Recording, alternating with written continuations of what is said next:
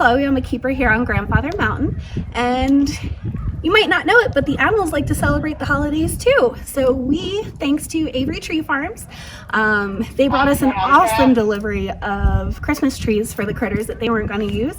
So we're going to give them out today, see if everyone likes them.